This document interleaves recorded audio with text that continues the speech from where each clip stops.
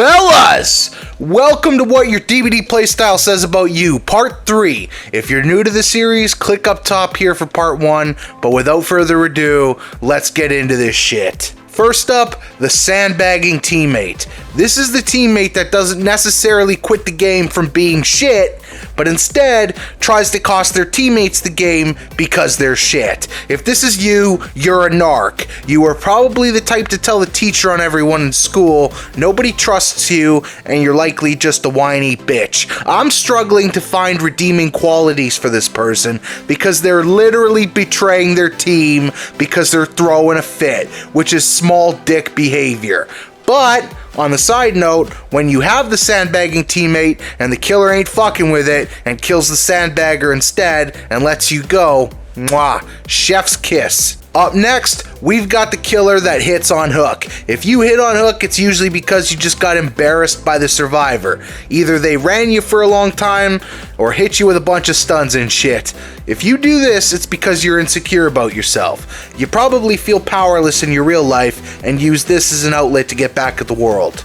And that'll do it for today's therapy session. For real though, play however you want, and I can't speak for anyone else, but for me personally, when I get hit on hook, it doesn't even make me mad. In fact, it kind of confirms to me that I did something right, because the killer is fucking tilted. Following that, we have to talk about the survivor god. After all these years, I don't play the game for fun.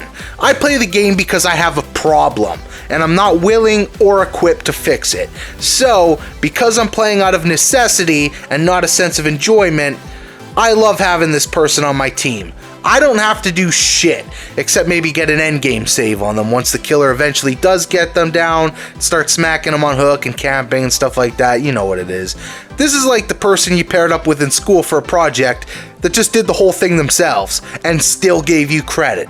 We are not worthy, and we all know it. But when we get queued up with this person on our team, it feels like Christmas fucking morning. I imagine this person lives life with status. Somebody sitting bedside, feeding them grapes and rubbing their feet all day too. Alternatively though, let's take a moment now to talk about their polar opposite, the shitty teammate. No, this isn't like past entries. This person doesn't quit or stealth or sandbag, none of that shit. They're just not good at the game. Their game sense sucks. And sure, maybe they could just be new. But being new isn't a play style. I mean, I guess neither is being bad. Unless it's a strategy. Be so bad, but in a way that's not offensive, so your teammates pity you.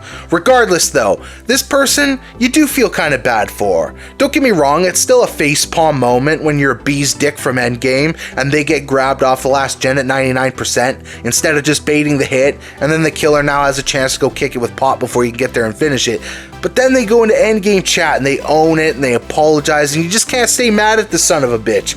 This is the teammate you have to carry, even if you're not good enough to carry them. This person though is far from your least favorite to queue up with because they make you look good. It's like the girl who brings her ugly friends out with her to make her look better. And hey, before you say anything, I don't know you. So if you're mad about that comment, it might mean you're the ugly friend. And finally, today, I'd like to talk about the last second switcher. In modern DBD, and I know I'm making this game sound ancient when I say that, this usually entails someone last second switching on lobby to a P100 with a flashlight or some shit. Oh, I'm fucking scared. Bear in mind, I played DBD at a time where hatch would spawn when you finished one more gen than the amount of survivors alive. Meaning, these piece of shit Swifts used to last second switch to keys, and if I killed one of them, one fucking person, as long as they got down to one gen left, all three could dip out the hatch without even doing the gen. That was scary. Still have nightmares from that shit. But this last second P100K with a flashlight just makes you look like a fucking tool bag. You are likely the kind of person that's full of themselves. When you tell a story in your life, you probably think everyone is hanging off your every word. But in reality, they're probably just nodding along and waiting for you to stop talking so they can leave. Every time I see this in game, I cringe. If my solo queue teammate's the one to do it, I have to message the killer after to let him know I'm not with that clown and to not associate me with that fucking loser. But that's going to do it for this one, guys. If you enjoyed the video and want more content, YouTube recommends this video here on the left. If you really enjoyed the content today, click my logo on the right to subscribe to the channel. But as always, thanks for watching, and I will see you next week in fucking part 4. We're on part 4 already? Holy shit.